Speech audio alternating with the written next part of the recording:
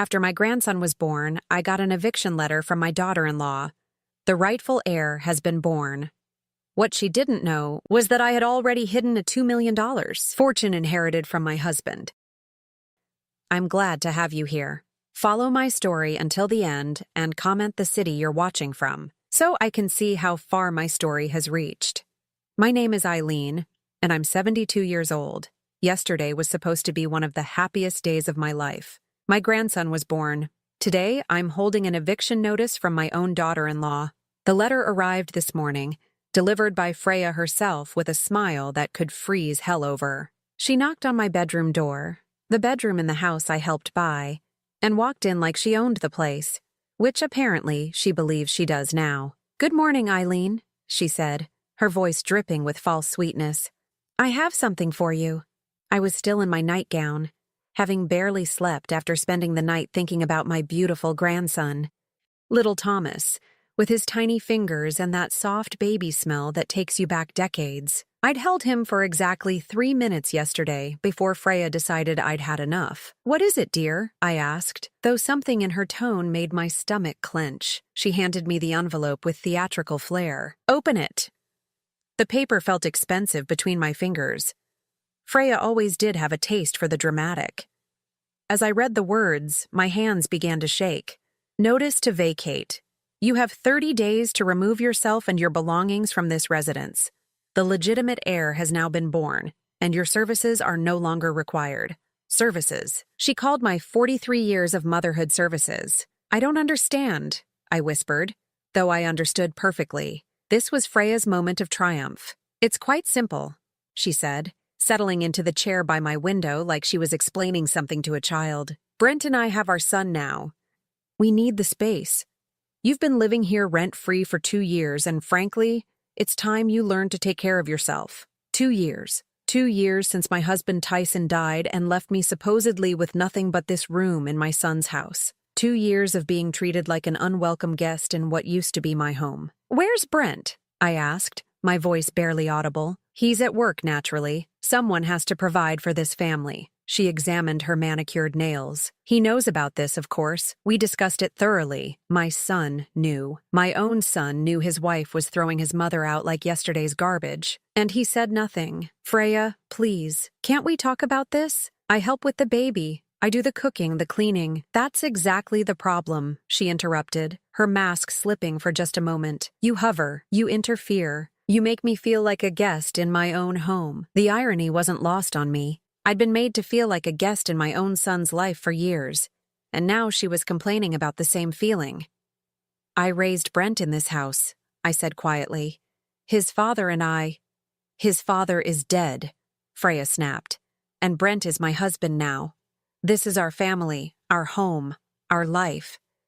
You're just in the way." Each word hit like a physical blow. I looked around the room that had become my entire world, the wedding photo of Tyson and me on the nightstand, the quilt my mother made, draped over the chair, the small bookshelf filled with novels I'd collected over a lifetime. 30 days, Freya repeated, standing up and smoothing her designer dress. "I think that's generous considering." "Considering what?" She paused at the door, and for a moment, I saw something cold and calculating in her eyes. "Considering you never really belonged here anyway." After she left, I sat on the edge of my bed for hours, holding that letter. The house was quiet except for the occasional cry from the baby, my grandson, the child I'd been so excited to spoil and love and teach all the things I'd taught his father. I thought about calling Brent, demanding to speak with him. But what would I say? That his wife was cruel? He already knew that. That I didn't deserve this treatment? He'd chosen his side long ago. The truth is, I'd been preparing for this moment without realizing it. Not the eviction. I never saw that coming. But the moment when I'd have to decide whether to keep pretending I was powerless. You see, Freya made one crucial mistake. She assumed that because I lived quietly, dressed modestly, and never flaunted wealth, I didn't have any. She assumed that when Tyson died, he left me with nothing but the clothes on my back and a room in my son's house. She was wrong. Hidden in a safety deposit box across town, gathering interest for 2 years, sat $2 million. Tyson's life insurance policy, his retirement accounts, and the sale of assets Freya never knew existed. Money I'd kept secret not out of greed, but out of caution. Money I'd planned to use to secure my grandson's future. But now, sitting in that bedroom with an eviction notice in my lap, I realized something. Before I could secure anyone else's future, I needed to reclaim my own dignity. Freya wanted me gone? Fine, but she had no idea what she'd just unleashed. The boxes arrived that afternoon. Freya had ordered them online with same-day delivery, just to make her point crystal clear. I found them stacked outside my bedroom door like a not-so-subtle reminder that my time was ticking. As I began folding my clothes, each item brought back memories I'd tried to bury. The blue dress I wore to Brent's college graduation, bought secondhand because every penny had gone toward his tuition. The cardigan with the small hole in the elbow that I'd never replaced because Brent needed new textbooks that semester. People talk about a mother's sacrifice like it's some noble, beautiful thing. They don't mention how it hollows you out slowly, piece by piece, until you forget who you were before you became someone's everything. After Tyson's first heart attack when Brent was 16, I took on extra shifts at the department store where I worked. Tyson couldn't work construction anymore, and we had a son who dreamed of becoming an engineer. College wasn't cheap, and scholarship money was scarce. I remember the morning I sold my grandmother's pearl necklace. Brent needed a laptop for his senior year, and we were behind on the mortgage. I told Tyson I'd lost it, couldn't bear to see the guilt in his eyes. Some sacrifices are meant to be invisible. When Brent got into State University, I was so proud I cried for 3 days straight. But the tuition bills nearly broke us. I took a weekend job cleaning offices, leaving the house at 5 in the morning and coming home after midnight. Tyson was getting sicker, but he never complained about my absence. He understood what we were doing and why. She's building his future, I heard him tell his brother once. A mother does what she has to do. The irony is that I thought I was teaching Brent about hard work and dedication. Instead, I taught him that mothers exist to sacrifice everything without expecting anything in return. After Tyson died, I could have told Brent about the insurance money. $2 million would have changed both our lives dramatically, but I looked at my son, drowning in grief and struggling to support his new wife, and I made a choice. I would live simply, help where I could, and save the money for real emergencies. Living in Brent's house wasn't supposed to be permanent. It was supposed to be a transition, a few months while I figured out my next chapter. But Freya had other plans. She moved into that house like a conquering army. Within weeks, she'd rearranged everything, thrown out Tyson's belongings without asking, and made it clear that I was there on sufferance. The woman who'd been sweet as pie during their courtship vanished the moment she had a ring on her finger. "Eileen, could you handle the laundry today? I'm just so tired." "Eileen, would you mind cooking dinner? You know how Brent loves your pot roast." "Eileen, I've invited some friends over. Could you maybe stay in your room?" I became the live-in help, invisible until needed. And Brent? He was so eager to please his beautiful wife that he never seemed to notice how she spoke to his mother. The worst part wasn't the work, or even the disrespect. It was watching my son transform into someone I barely recognized. The boy who used to defend me against playground bullies now stood silent while his wife dismissed me like hired help. "She's just particular about her space," he'd say when I mentioned Freya's behavior. "You know how women can be about their homes." Their home. Not our family home where he'd grown up, where Tyson and I had built our life together. Their home, where I was an intruder. The pregnancy made everything worse. Suddenly, Freya was precious cargo, and I was the designated caretaker. Morning sickness duty, grocery runs, doctor's appointments when Brent couldn't get off work. I did it all gladly, thinking this grandchild would bring us together. Instead, it gave her the perfect weapon. "The baby needs stability," she'd say whenever I suggested anything. "Too many people around will confuse him. We need to establish routines without interference. Brent and I need to learn to be parents without someone hovering." Always with Brent nodding along, too tired from working overtime to think critically about what she was really saying. The night before Thomas was born, I helped Freya pack her hospital bag. She was having contractions, but insisted on controlling every detail. I only want immediate family in the delivery room, she announced as another contraction hit. Of course, I said, assuming I was included. She looked at me like I was simple. I mean Brent and me, and my mother, obviously.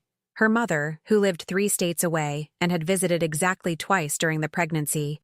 Her mother, who'd spent both visits criticizing everything from the nursery colors to Brent's job prospects. I spent 14 hours in that hospital waiting room while my grandson was born.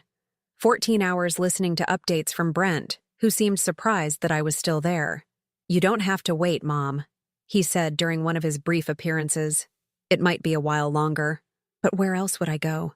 This was my grandchild, my family, my heart walking around outside my body in the form of a 7-pound miracle. When I finally held Thomas, I felt something I hadn't experienced in years. Pure, uncomplicated joy. This tiny person was part of me, part of Tyson, part of the love story we'd written together. I should have known Freya wouldn't let it last. Now, packing my life into cardboard boxes, I understood the full scope of her plan. The pregnancy had been her power play, the baby her trump card. She'd waited until she had everything she needed. A house, a husband completely under her control, and an heir to secure her position. Then she'd eliminated the competition, me. The apartment I found was everything Freya probably hoped it would be. Small, outdated, in a neighborhood that had seen better days, the kind of place where a 72-year-old woman goes to disappear quietly. I signed the lease with cash from my checking account, the one with just enough money to look like a struggling widow living on Social Security. The landlord, Mr. Chen, was kind enough not to ask too many questions about why someone my age was suddenly homeless. Fresh start? He asked as I handed him the deposit. Something like that, I replied. Moving day was a lonely affair. Brent showed up for exactly 30 minutes, helped carry 3 boxes to his truck, then claimed he had to get back to work. He wouldn't meet my eyes. This is probably for the best, Mom, he said as he loaded the last box. You need your independence. Freya and I need our space. Independence. At 72, after a lifetime of marriage and motherhood, I was finally getting my independence. The word tasted bitter in my mouth. What about Thomas? I asked. When can I see him? Brent shifted uncomfortably. We'll figure something out. Maybe holidays. Maybe holidays. My grandson would grow up knowing me as the grandmother who came around maybe on holidays. The first month in that apartment was the loneliest of my life. I'd gone from a house full of activity, even unpleasant activity, to complete silence. The walls were thin, and I could hear my neighbors arguing, watching television, living their lives while I sat in my tiny living room wondering how I'd become so invisible. I tried calling Brent twice a week, keeping the conversations light. How's the baby? Is he sleeping better? Has he smiled yet? But even these brief exchanges felt forced, like he was checking items off a list. It was during one of these calls that I heard something that changed everything. Brent? Honey, tell the delivery guy to bring the bags upstairs. Freya's voice carried clearly through the phone. The Chanel bags go in the master closet. Chanel bags. Plural. Mom, I have to go, Brent said quickly. What delivery? I asked, but he'd already hung up. That night, I couldn't sleep. Chanel bags weren't something you bought on a construction worker's salary, even a foreman's salary like Brent had worked his way up to. Those bags cost more than most people's rent. The next week, curiosity got the better of me. I drove past their house, my old house, and saw a gleaming red BMW in the driveway. Not Brent's practical Honda, which was nowhere to be seen. A BMW with temporary plates. I parked across the street and waited. An hour later, Freya emerged in a designer outfit I recognized from a magazine ad. She loaded Thomas into a car seat that probably cost more than my monthly grocery budget and drove off. I followed at a distance, feeling foolish but unable to stop myself. She went to the most expensive shopping district in town, spending what looked like hours in boutiques I'd never dared enter even when Tyson and I were doing well. When she came out of the jewelry store, she was wearing new diamond earrings that caught the sunlight like tiny stars. That evening, I called Brent again. How are things at work, honey? I asked casually. Tough, he said. And he did sound tired. We're working 10-hour days to make ends meet. The baby's expensive, you know? make ends meet, while his wife bought BMWs and Chanel bags. Are you getting enough help at home? I pressed gently.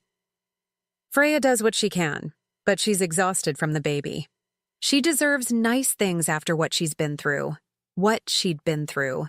Like pregnancy and childbirth were some unique trial no woman had ever endured before. Over the next few weeks, I made it my business to learn more. I started taking walks through their neighborhood, timing them for when I knew Brent would be at work. The BMW became a regular fixture, joined by shopping bags from stores I recognized from magazine advertisements. The final straw came on a Thursday afternoon. I was walking past when I heard raised voices through an open window. "I don't care what your mother thinks," Freya was shouting. She had her chance to be important, and she blew it. "This is our life now. She just wants to see Thomas," Brent's voice pleading. "She can see him when I say she can see him. She's not taking over my son the way she tried to take over you." Take over him? I'd raised him, loved him, sacrificed everything for his future. If that was taking over, then what was Freya doing now? She's lonely, Freya. Maybe if you could just what? Let her come back? Let her undermine everything I'm trying to build here? Her voice turned icy. Your mother is a bitter old woman who can't accept that her time is over. The sooner you realize that, the better. Bitter old woman. I stood frozen on the sidewalk, listening to my son's wife poison him against me with words I'd never forget. "Maybe you're right," Brent said finally, and my heart shattered. That night, I sat in my small apartment and made a decision. I'd spent 2 months feeling sorry for myself, playing the role of the discarded mother, but I'd forgotten something important about myself. I was Tyson Murphy's wife, the woman who'd worked 3 jobs to put her son through college, the woman who'd held her family together through illness, financial struggles, and loss. I wasn't a victim, I was a survivor, and it was time Freya learned the difference. I reached for my phone and dialed a number I'd memorized but never used. "Henderson Private Investigations," a professional voice answered. "Yes," I said, my voice steady for the first time in months. "I'd like to hire an investigator." Marcus Henderson looked exactly like I'd imagined a private investigator would look. Tired eyes, weathered face, the kind of man who'd seen enough of life's ugliness to not be surprised by anything. His office was small and cluttered, but something about his calm professionalism put me at ease. "Mrs. Murphy," he said, pouring coffee from a pot that had seen better days. "What can I do for you?" I'd rehearsed this conversation, but sitting there, I felt suddenly foolish. "I want you to investigate my daughter-in-law." He didn't even blink. "Any particular reason?" "She's spending money that doesn't exist. At least, money that shouldn't exist based on what I know about their finances." Marcus pulled out a legal pad. "Tell me everything." So I did. I told him about Brent's salary, about the BMW, about the shopping sprees and designer clothes. I told him about being thrown out of my own son's house and cut off from my grandson. I told him about the woman who'd married my son and systematically destroyed everything I'd built. When I finished, Marcus was quiet for a long moment. "Mrs. Murphy, I have to ask, is this about getting back at your daughter-in-law, or is this about protecting your son?" The question caught me off guard. I want to protect Brent, but I also want to understand what's happening, because in my experience, when someone suddenly has money they shouldn't have, it usually comes from one of 3 places: family money they haven't disclosed, illegal activity, or someone else. Someone else. The words hung in the air like a challenge. "What do you mean?" "I mean, maybe your daughter-in-law has a benefactor, someone who's not your son." The possibility hadn't occurred to me, but as soon as he said it, pieces started falling into place. Freya's sudden confidence after the baby was born, her eagerness to get rid of me, her absolute certainty that she could treat my son like a meal ticket without consequences. "How long would an investigation take?" I asked. "Depends what we find. Could be a week, could be a month. My retainer is $1,500. I wrote the check from my secret account, the one Freya didn't know existed. I want to know everything. Where the money's coming from, what she's planning, everything." Marcus tucked the check into his desk drawer. "Mrs. Murphy, can I give you some advice?" I nodded. "Whatever we find, it's probably going to hurt. Information like this usually does. Are you prepared for that?" I thought about the last 2 months. The loneliness, the humiliation, the gradual realization that my son had chosen his wife's version of reality over his own mother's love. "Mr. Henderson, I've already been hurt. Now I want the truth." The waiting was torture. For 2 weeks, I heard nothing from Marcus. I went about my routine, grocery shopping, library visits, long walks around my neighborhood, but my mind was always on the investigation. Then he called. "Mrs. Murphy, we need to meet, and you might want to sit down for this conversation." His office felt smaller this time, claustrophobic. Marcus had a thick folder on his desk, and his expression was grimmer than before. "I'm going to be direct," he said without preamble. "Your daughter-in-law is having an affair." The words hit me like a physical blow, even though part of me had suspected. "With who?" "Richard Castellano. He owns 3 car dealerships in the area. Married, 2 kids worth about $8 million. $8 million. No wonder Freya could afford Chanel bags." "How long?" I whispered. "Based on what I can document, at least 6 months. But probably longer." He slid a photograph across the desk. "This was taken last Tuesday at the Riverside Hotel." I stared at the image of Freya in the arms of a man I didn't recognize. She was laughing, her head thrown back in pure joy. I hadn't seen her look that happy once during her marriage to my son. "There's more," Marcus continued. "She's been telling people she's planning to leave your son as soon as she can secure a substantial settlement. She's using the baby as leverage. My grandson, my beautiful, innocent grandson, was being used as a pawn in Freya's game." "What kind of settlement?" "According to our sources, she's been documenting everything your son owns, trying to figure out his net worth. She thinks he has family money hidden somewhere." I almost laughed at the irony. Freya was looking for hidden family money, never suspecting that the woman she'd thrown out like garbage was sitting on $2 million. "She's also been telling people that your son is emotionally abusive, that she's afraid to leave because he might try to take the baby." The accusation was so outrageous, so completely opposite to Brent's gentle nature, that I felt sick. "That's impossible. Brent wouldn't hurt a fly." "I know, but she's building a narrative. If she files for divorce claiming abuse, she gets sympathy, a bigger settlement, and probably full custody." Full custody. She would take Thomas away from Brent completely, just like she'd taken me away. "There's something else," Marcus said quietly. "She's been in contact with a lawyer. Divorce papers are already drawn up. She's just waiting for the right moment." I sat in that chair feeling like the walls were closing in. My son was about to lose everything.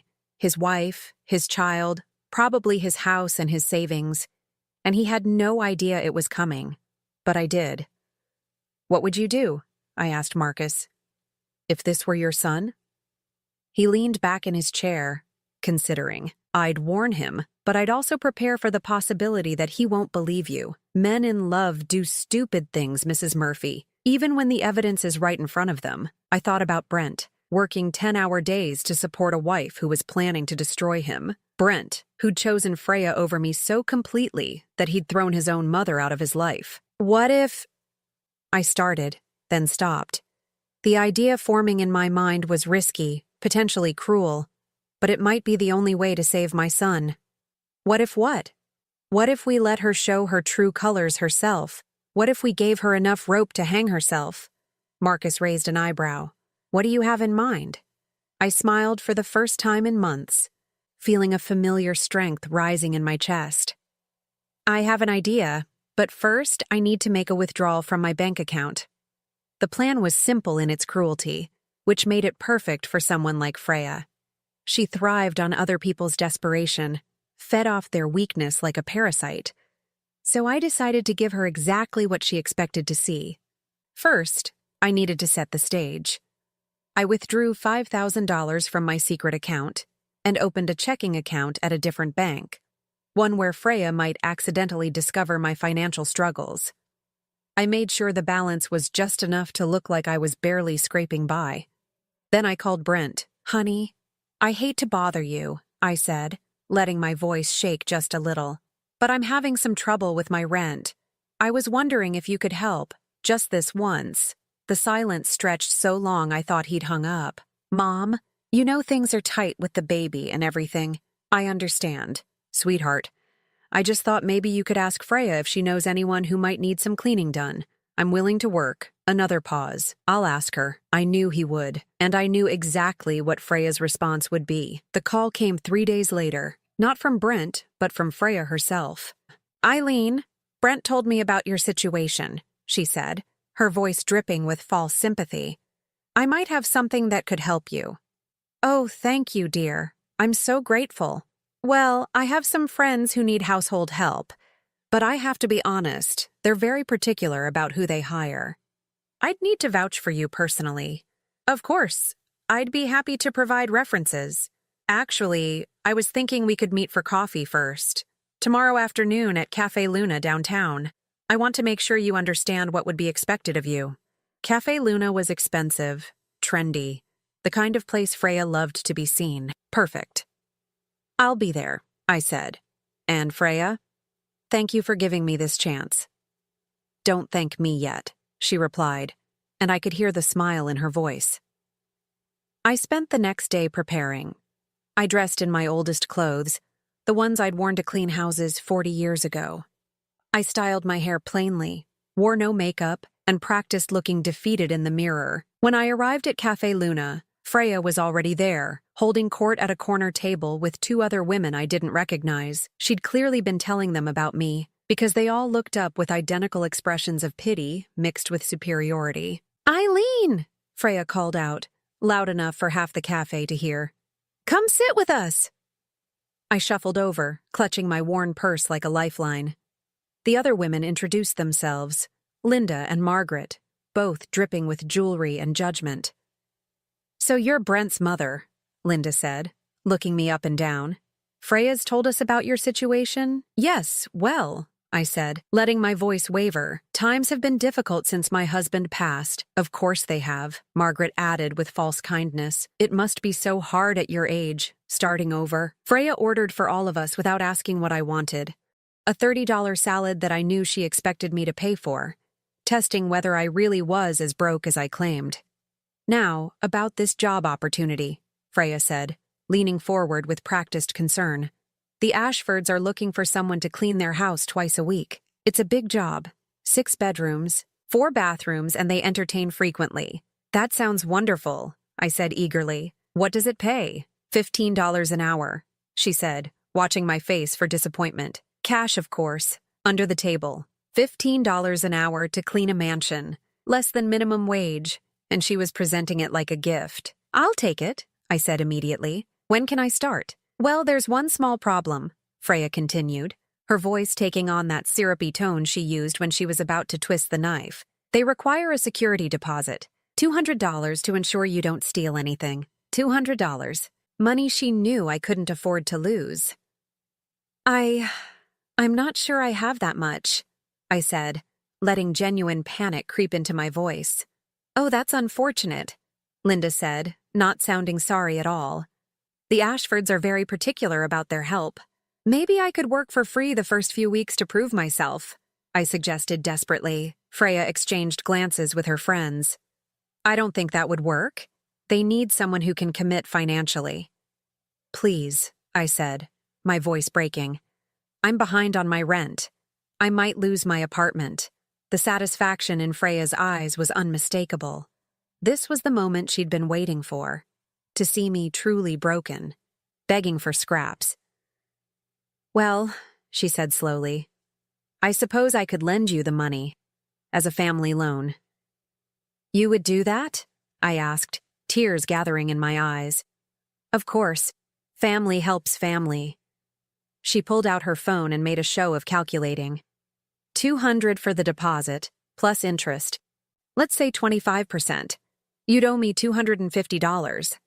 25% interest on a $200 loan. Legal loan sharks charged less. I don't know how to thank you, I whispered. Don't thank me yet, she said with a cold smile.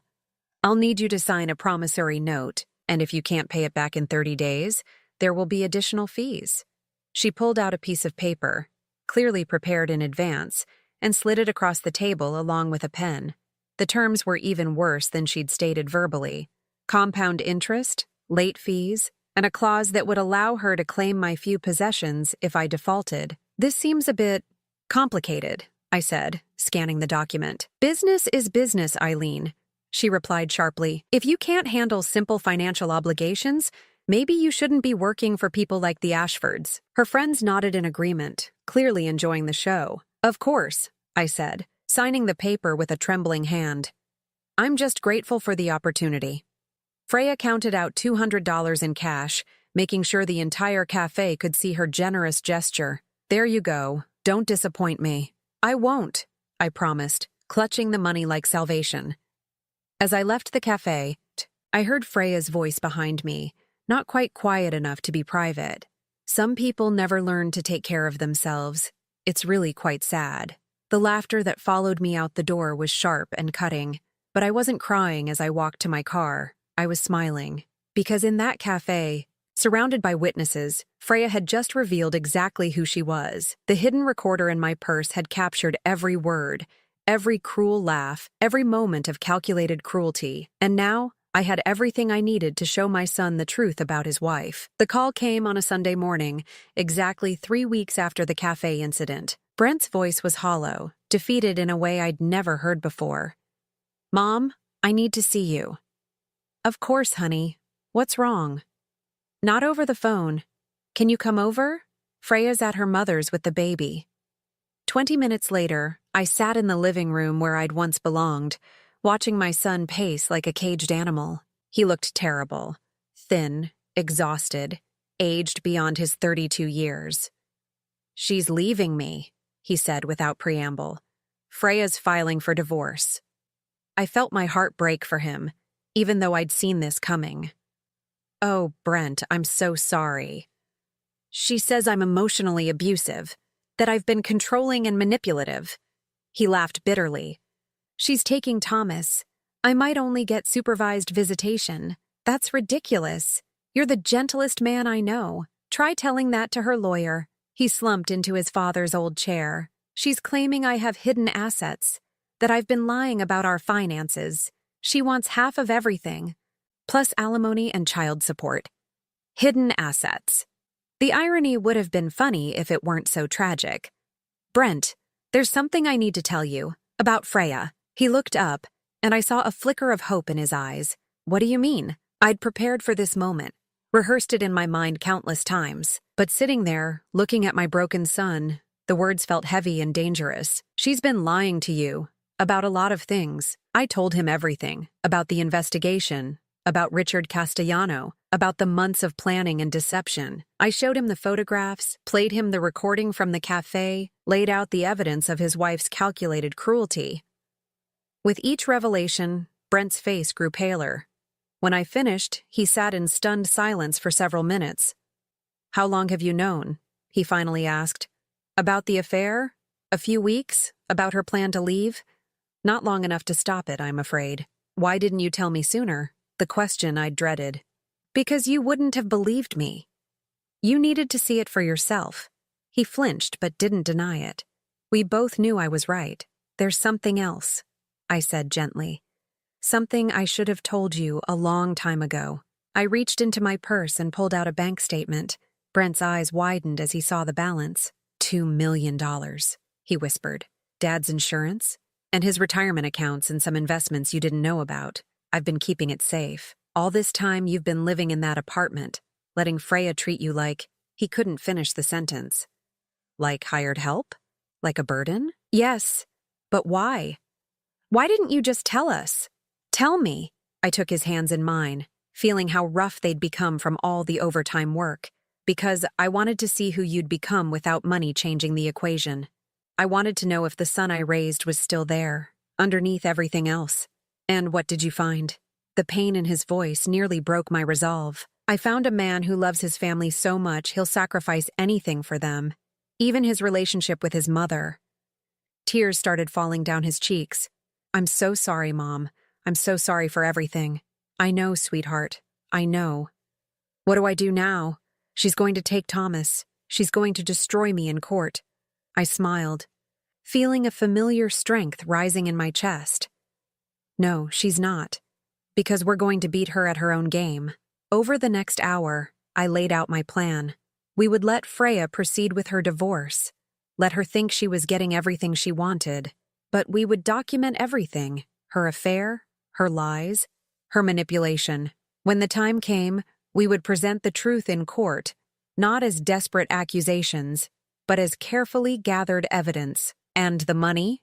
Brent asked. "Will be protected in a trust fund for Thomas. Freya can't touch it, but it will ensure his future is secure. What about you? What about your future?" I looked around the house where I'd raised my son, where Tyson and I had built our life together. It felt different now, lighter somehow, as if a weight had been lifted from its walls. "I'm going to buy a house," I said. "A nice one, with a guest room for my son and a nursery for my grandson. A place where family is actually welcome." 3 months later, I stood in the kitchen of my new home, watching Brent push Thomas in his stroller around the spacious backyard. The divorce had been finalized 2 weeks ago. When confronted with evidence of her affair and her planned manipulation, Freya had agreed to joint custody rather than risk losing everything in a public trial. She'd kept the BMW and her designer clothes, but she'd lost the house, the security, and the control she'd worked so hard to establish.